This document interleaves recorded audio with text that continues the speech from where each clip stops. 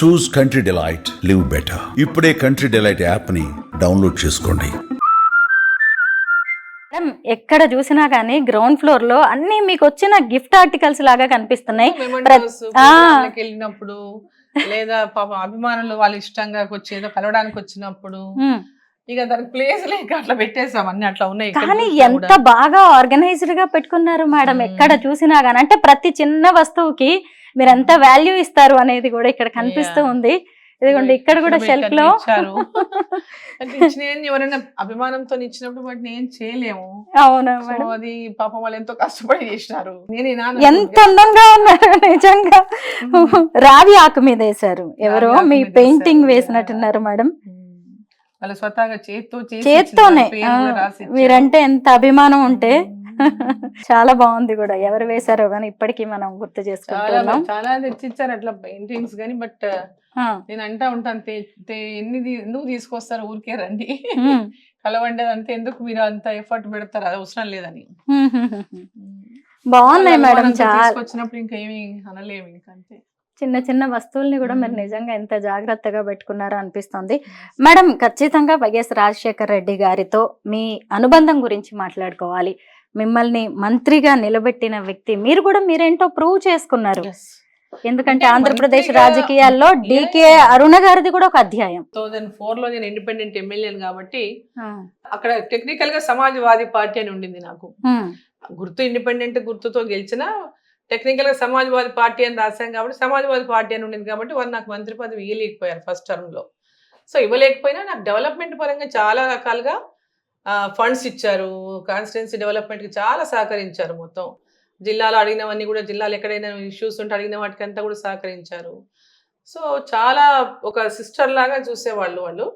అంటే మా హస్బెండ్తో కూడా వారికి ఒకరికొకరు మంచిగా ఉండేటటువంటి వాళ్ళు. రాజశేఖర రెడ్డి గారు, మా నరసింహారెడ్డి గారితో కూడా మంచి అటాచ్మెంట్ ఉండింది. సో దీంతో కూడా మమ్మల్ని ఎంకరేజ్ చేశారు. పొలిటికల్ బ్యాక్గ్రౌండ్, మా పొలిటికల్ బ్యాక్గ్రౌండ్ కూడా తెలుసు వారికి. వీఆర్ స్ట్రాంగ్ ఎట్ పొలిటికల్ బ్యాక్గ్రౌండ్లో. మా మామ సత్యారెడ్డి గారి నుంచి మా ఫ్యామిలీ పొలిటికల్గా ప్రజల లోపల మంచిగా ఒక పేరున్నటువంటి ఫ్యామిలీ, ప్రజలు సర్వీసులు అంటే సర్వీస్ అందించినటువంటి ఫ్యామిలీ అనేది తెలుసు. కాబట్టి మాకు ఆ ఐడెంటిటీ ఇచ్చారు. సో సెకండ్ టైం గెలిచిన తర్వాత నాకు మంత్రి పదవి కూడా ఇచ్చారు. అవును మేడం, నాకు మంత్రి నా క్యాబినెట్లో చోటు కల్పించారు. సో బట్ దురదృష్టం, వాళ్ళు చాలా కాలం ఉండలేకపోయారు, మొత్తం టర్మ్లో ఉండలేకపోయారు. సో నేను అడిగిన, నాకు ఎంఎస్ఎంఈ ఇచ్చారు మీరు, నాకు రూరల్ డెవలప్మెంట్ అంటే ఇష్టం, కొంచెం రూరల్ డెవలప్మెంట్ ఇచ్చుంటే ఇంకా నేను కొంచెం ఎక్కువ పని చేయడానికి అవకాశం ఉండేది, స్కోప్ ఉండేదన్నా నాకు అంటే. ఒక 3 నెలలు ఆగలేమ్మా, మళ్ళీ చేద్దాం, లేదు చేస్తాం, మళ్ళీ 3 months అయ్యాక మారుద్దాం, చేద్దాం అన్నాడు. దురదృష్టం, వారు ఎక్కువ రోజులు ఉండలేకపోయారు. అది కూడా చాలా, అసలు ఆ రోజు కూడా మర్చిపోలేనటువంటి. రాజశేఖర రెడ్డి అన్న వారు చనిపోయినటువంటి రోజు, వాళ్ళు ఫస్ట్ కోసం మిస్ అయిపోయింది, హెలికాప్టర్ దొరకటం లేదు, కనపడటం లేదు, ఎక్కడ ల్యాండ్ ఏందో తెలియటం లేదని చాలా హోల్ నైట్ అంతా ఎతికాము హెలికాప్టర్ కోసం. ఎక్కడుందో అని అడవుల్లో, అచ్చంపేట ఆ రోడ్లో శ్రీశైలంకి పైకి వెళ్ళి అంతా మొత్తం రాత్రులంతా కూడా మేము కూడా తిరిగాము. మొత్తం అక్కడ వాళ్ళని అడిగాము, ఎక్కడైనా పడిందా, ఇక్కడ చూసారా అనుకుంటా మొత్తం తిరిగాము ఆ రోజు అంతా. మేమంతా అసలు ఊహించుకోలేకపోయాం. అంటే ఒక ఫీలింగ్, ఆయన ఎక్కడి నుంచో నడిచి వచ్చేస్తాడులే, చనిపోవడం అనే ఫీలింగ్ ఉండేది.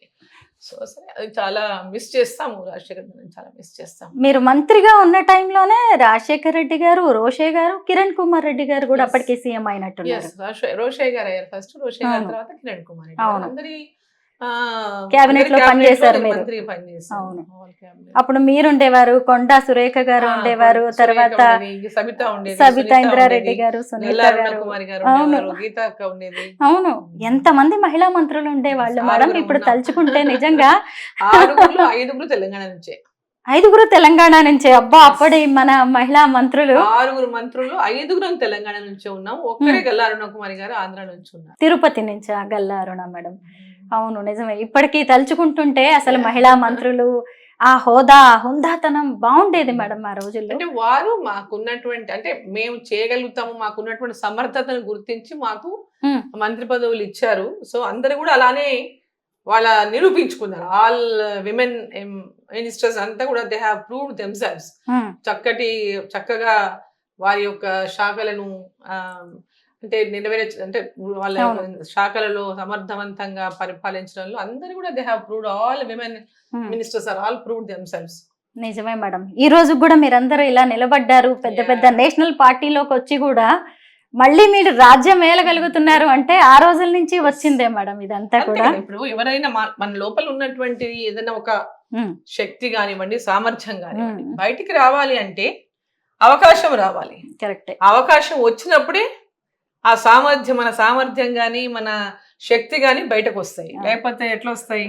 ఇదంతా గ్రౌండ్ ఫ్లోర్. ఇక్కడ ఒక రూమ్ ఉంది. ఎక్కడ చూసినా మీకు వచ్చిన మెమంటోస్, గిఫ్ట్సే కనిపిస్తూ ఉన్నాయి మేడం. ఫస్ట్ ఫ్లోర్కి వెళ్దాం.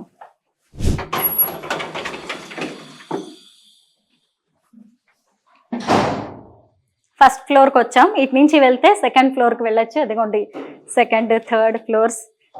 బాగుంది మేడం, చాలా హాయిగా అనిపిస్తుంది చూస్తుంటే. ఫస్ట్ ఫ్లోర్ లో పిల్లలు అందరితో కూర్చున్నప్పుడు ఇక్కడ కూర్చుంటాం అన్నట్టు. పిల్లలు వచ్చినప్పుడు ఒకసారి మార్నింగ్ కిందికి వెళ్ళిపోయానంటే ఇంకంతే, బ్రేక్ఫాస్ట్ చేసుకుని కిందికి వెళ్ళిపోయిన తర్వాత మళ్ళీ నైటే పైకి వచ్చేది మొత్తం. ఇంకా నైట్ అంతే, లంచ్ టైంలో నేను ఉంటే లంచ్, లేకపోతే నైటే తిరిగి ఇంటికి వచ్చేదే. నైట్ తొందరగా వస్తే తొందరగా, లేకపోతే నైట్ లేట్ నైట్. నియోజకవర్గానికి కూడా వెళ్తుంటారు ఫ్రీక్వెంట్ గా. నియోజకవర్గంలో చాలా ఎక్కువ ఉంటాను నేను. హైదరాబాద్ అనేది ఇప్పుడు నాకు ట్రాన్సిట్ లాగా అయిపోయింది. ట్రాన్సిట్. ఢిల్లీలో మీటింగ్స్ ఉన్నప్పుడు హైదరాబాద్కి వచ్చేసి నైట్ ఉండి పొద్దున వెళ్ళిపోతా. ఢిల్లీ నుంచి వస్తే నైట్ హైదరాబాద్ లో ఉండి పొద్దున కాన్స్టిట్యున్సీకి వెళ్ళి ఎక్కువ నియోజకవర్గంలోనే ఉంటున్నారు. సుమన్ టీవీలో మీ పర్సనల్ అండ్ బిజినెస్ ప్రమోషన్స్ కోసం కింది నెంబర్ కి కాంటాక్ట్ చేయండి.